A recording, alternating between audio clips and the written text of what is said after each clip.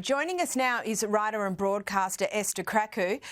Esther, plenty of chatter this week about the whereabouts of Princess Catherine, and it got pretty conspiratorial. Yes, for some reason, the internet has seemingly lost its mind. Princess Catherine has been subject to so many conspiracy theories this week. People are trying to uncover the nature of her surgery and her illness that necessitated this medical intervention. And unfortunately, the palace has had to step in to release a statement on behalf, asking people to respect her privacy. They understand they're disappointed that she's had to cancel her engagement, but she is recovering well. Obviously, the priority is for her recovery and obviously the safety and well-being of her children, who are no doubt dealing with their mother being out of action for the next few weeks as well. I mean, some of the conspiracy theories, I have to admit, they did make me laugh. There's a meme going around on the internet assuming that, saying that Princess Catherine underwent a BBL surgery. So she may very well be the first Kardashian of the royal family if Meghan Markle doesn't beat her to it.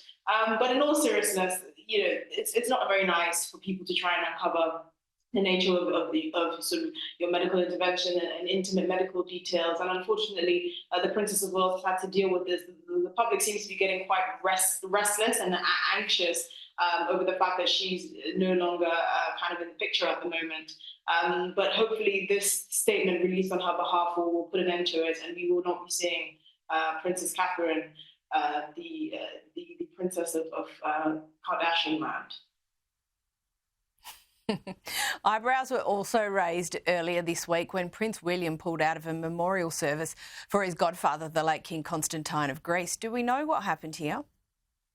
So that's another mystery that's, again, fueling conspiracy theories, because the palace only said that he had to drop out due to a personal matter that's unrelated to the Princess of Wales's health. So we're assuming that everything is at least stable on that end. But again, we don't know. There's so many members of the royal family, high-profile members of the royal family, that have had to drop out of engagements. Obviously the king, is for obvious reasons, because of his cancer diagnosis, the Princess of Wales, because she's recovering from quite a serious medical intervention in the form of abdominal surgery. And now Prince William had to drop out of his godfather's memorial service. But he is back and he's out and about, and he was seen at a synagogue in London a few days ago.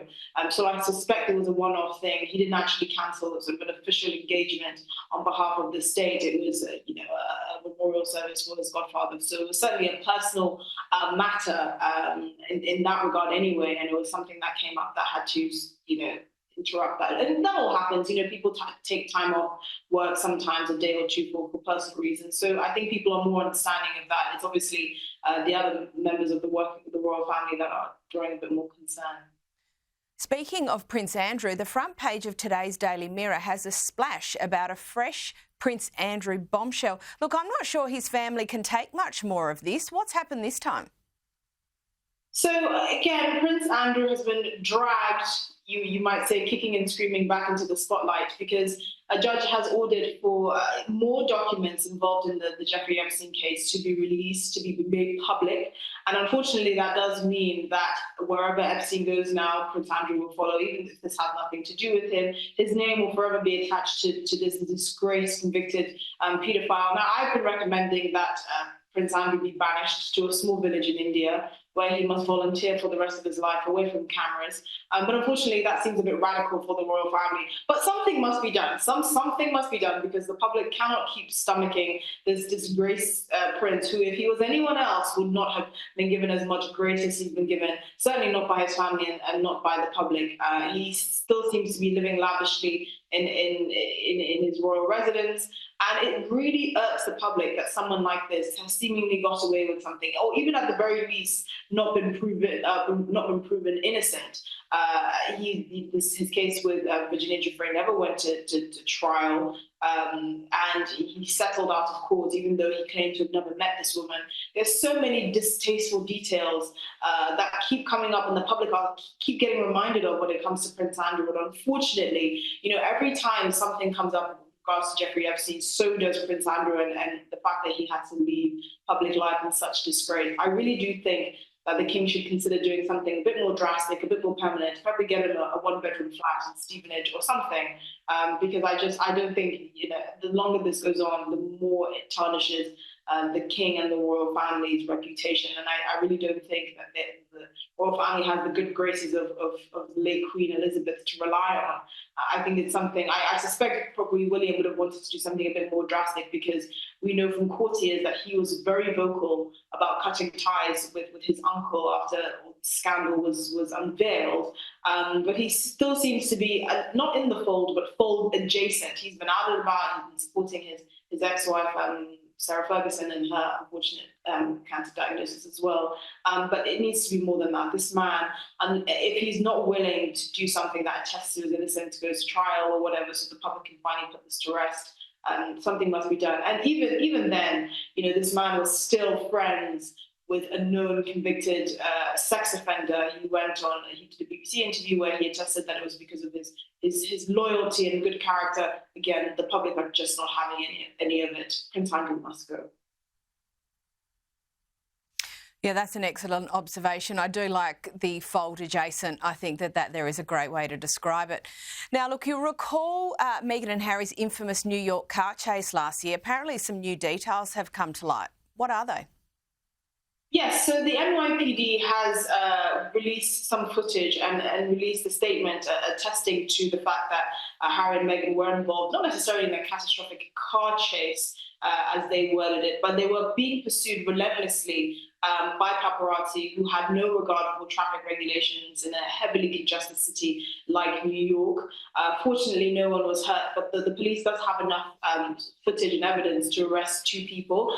We also know that the NYPD provided a statement for Prince Harry's lost High Court case with regards to the withdrawal of his automatic right to publicly funded security here in the UK. So we know that something did happen where there was clearly disregard for public life, for innocent bystanders and pedestrians in pursuit of getting that kind of money shot of the Duke and Duchess of Sussex.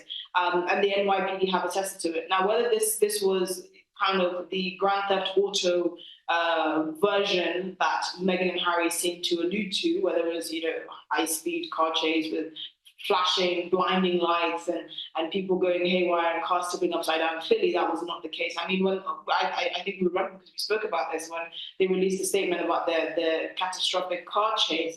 Most people were curious. You cannot have a car chase in New York. It's such a congested city. It's like having a car chase in London. You get to Battersea within 5 minutes after driving for what felt like eternity. So at the end of the day, clearly there are paparazzi and there are people that push the line. There's no doubt about it, that push the envelope to try and get footage of members, or in this case, former members of the royal family.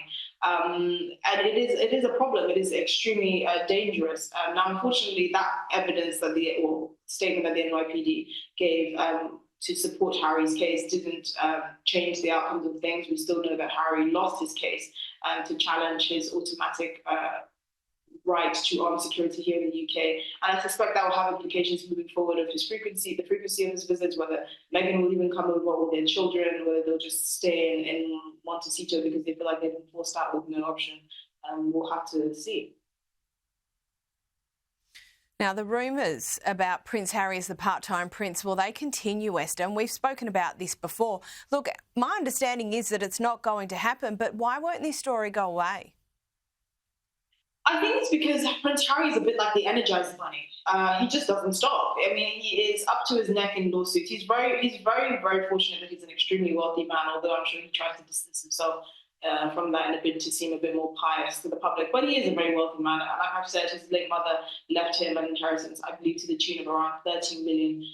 So he has a fair bit of change to chuck at whatever he wants to. But he keeps on with these lawsuits. Obviously, the most recent case of Harry losing the court case with regards to his right to automatic publicly funded security, he's going to appeal it. And he released a statement with his intention to appeal that on the same day that the verdict was revealed. This man is absolutely adamant that he's been treated unfairly. But the question is, really, for the public, why does he even want to come back? He seems a lot happier with his chicken coops in Montecito. And these are the kinds of things that are fueling rumours that Prince Harry does intend to have some sort of comeback. At the very least, he does say that he felt like he was forced out. He had no choice because he wasn't given the option of half in, half out. Like he wanted to, he either had to be all in or all out, and he felt like that was unacceptable to him and his wife, and so they chose to flee the country like their hair was on fire. And he clearly seems a bit listless, a bit unmoored in California. He's doing all these kind of charity work, the Invictus Games being one of them, and he describes it as his fix. But it's clear that he has lost a huge asset being a member of the royal family, a working member of the royal family, and then the kind of the reach he gets as in that position and how much good he can do. Now he just seems like one of those, I suppose, shallow A-lists, if you can even call them that, celebrities in Hollywood that really think that, feeding orphans some cooked chicken liver is doing the world a huge good. So, these are the kinds of things that are fueling rumors. But I think we know for the moment that that's highly unlikely to happen. King Charles, and certainly not Prince William, will not be open to inviting him back into the fold. He cannot be trusted. No one can trust that he doesn't have a Netflix mic attached to him, or that his wife is not ready to snap pictures and sell it to the highest bidder. So that there are substantial, obviously, roadblocks in his way if that's the path he's choosing. And while this is all going on, and in a sense I don't blame her, Meghan's gone skiing with her girlfriends.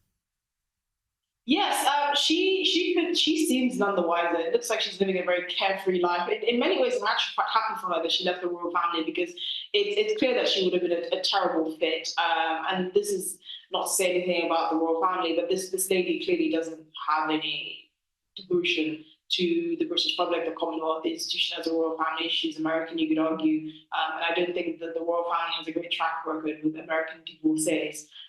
So maybe there's a bit of commonality there. But she's going skiing in Utah with a couple of power mums. That seems to be her thing now. She's been surrounding herself with power mums. I mean, one woman started a Pilates company. The other woman has another company called, I think, Active Mums or something Mums related. So all of these kinds of almost like the tropes you see in The Simpsons and Family Guy, with these power mums that just drink green smoothies and do yoga all day. She's definitely joined that cohort in Montecito. So she's having fun. She's having a good time, and no one can blame her. Esther Krakue, searing observations as per usual. Thank you so much for joining us.